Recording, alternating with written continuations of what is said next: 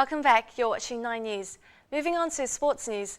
England suffered penalty pain once more as Italy won a 4-2 shootout yesterday after the Euro 2012 quarter-final finished goalless in Kiev. The last quarter-final match in Euro 2012 ended in a 0-0 draw between England and Italy after extra time. In the penalty shootout, Andrea Pirlo scored with an audacious slow chip shot down the middle for Italy, with Nocerino and Balotelli also scoring. Diamante hit the decisive penalty that sent Italy through to the semi-finals. Meanwhile, England captains Steven Gerrard and Wayne Rooney were successful from the spot, but Ashley Young hit the crossbar with England's third, and then Ashley Cole's attempt was saved by Italian goalkeeper Gianluigi Buffon, diving to his left. For England, it was not a first-time exit from a major tournament in the quarter-finals after a penalty shootout. England lost to Portugal in the same way at Euro 2004 and then again in the 2006 World Cup. For the semi-finals, defending champions Spain will play Portugal on Thursday in the Ukraine, while Italy will play Germany on Friday in Poland. Fernando Alonso thrilled his fans by winning the European Grand Prix in Valencia, Spain. Following his victory in Malaysia, the Ferrari driver becomes the first to win 2 races so far this Formula One season. Alonso finished more than 6 seconds ahead of Spaniard Kimi Räikkönen in a Lotus, while Michael Schumacher was in third place for a first-time podium this year in a Mercedes-Benz. Lewis Hamilton had inherited second place after Grosjean's retirement, but he crashed out with only 3 laps remaining, while reigning champion Sebastian Vettel retired with mechanical problems. Alonso was celebrating the 29th Formula One victory in his career. He had started 11th and fought his way up to the top of the standings with 111 points, 20 clear of Red Bull's Australian Mark Webber, after 8 of 20 races. After the victory, Alonso shared the emotion with his fans in his home country, saying this was the most important victory of his career. LeBron James has finally won his first NBA title after leading the Miami Heat to victory over Oklahoma City Thunder. However, the spotlight now turns to the next great stage for US basketball, the London Olympics. Miami's Big Three, James, Dwayne Wade and Chris Bosh, dominated Oklahoma City Thunder's Kevin Durant, Russell Westbrook and James Harden in 5 games to claim the NBA 2012 title.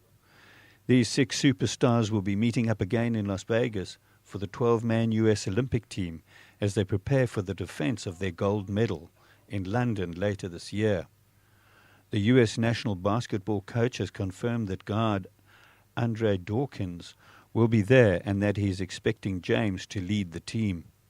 The beloved maestro of the 1992 Dream Team, Magic Johnson, also said he was excited about seeing James, crowned the most valuable player of both the regular season and the championship series, take his talent to London and add the Olympic medal to his NBA title.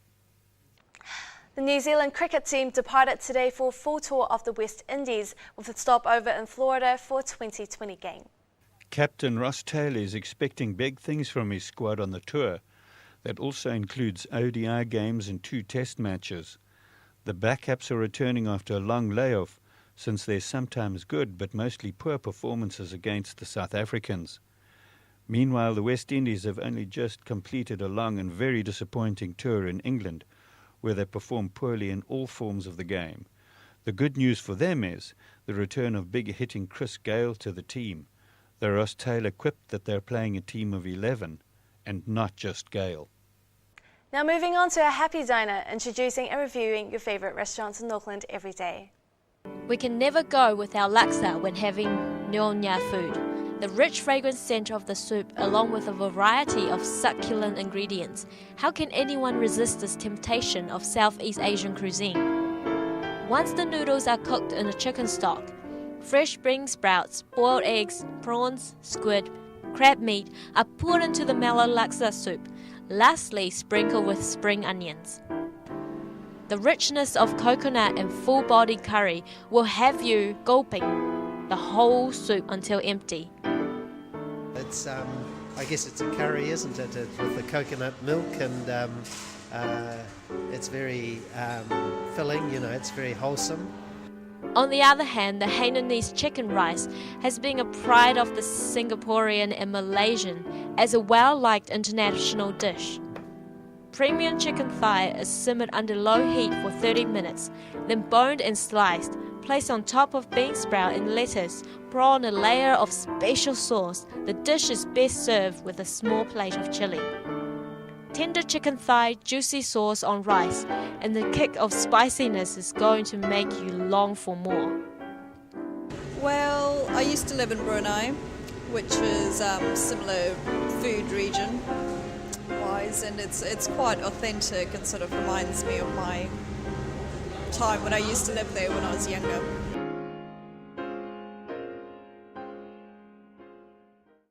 As for economic reports today, it has been an eventful week in the financial markets, both globally and in New Zealand.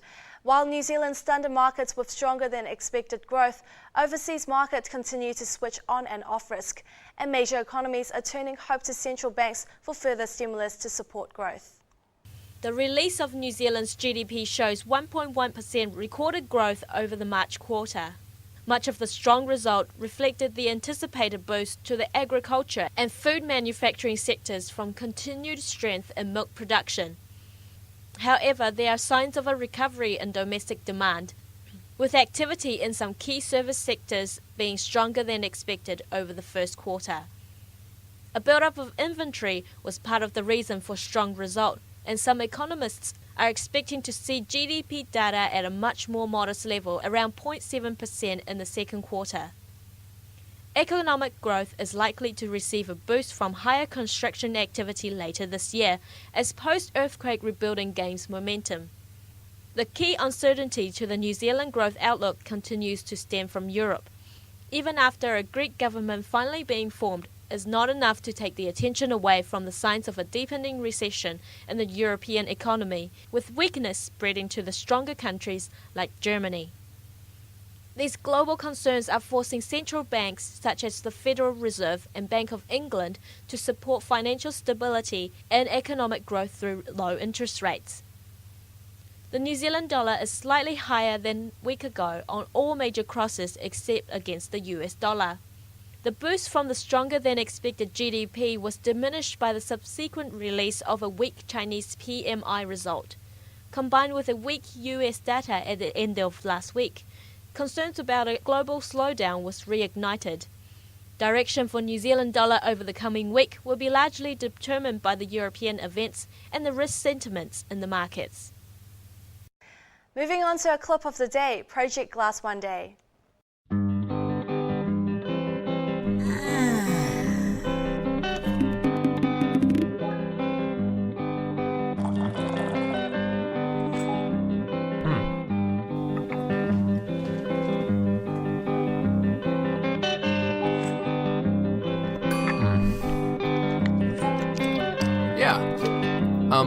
Meet me in front of Strand Books at 2.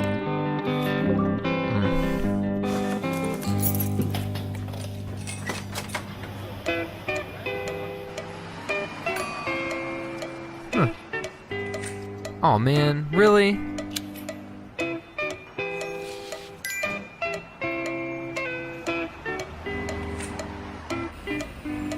Hey there, guy. Hey there, little guy. Sweet. Remind me to buy tickets for Monsieur Gano tonight. Where's the music section?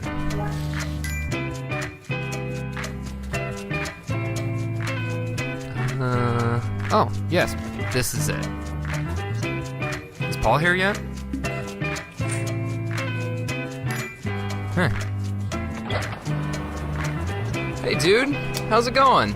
Want to go check out that new place I was telling you about? Sure. This truck's really good. Hey, just a second. Cool. Good to see you again. Thanks, man. Just got a new place in Alphabet City. See you, dude. Whoa, cool. Take a photo of this. Share it to my circles. I'm running late. Music, stop.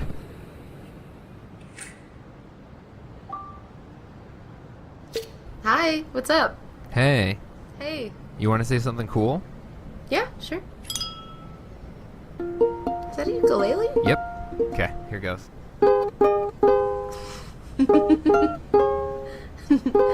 That's beautiful.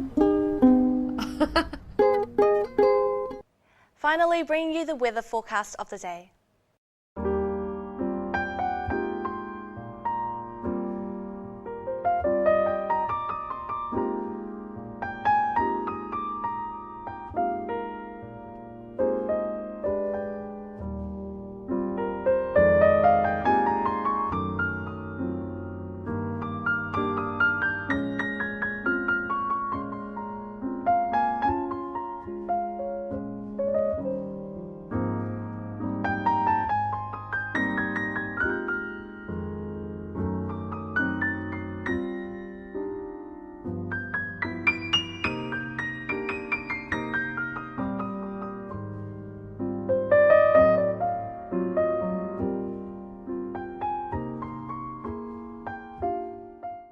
Thank you for watching today's 9 News. I'm Ada Cho. See you tomorrow.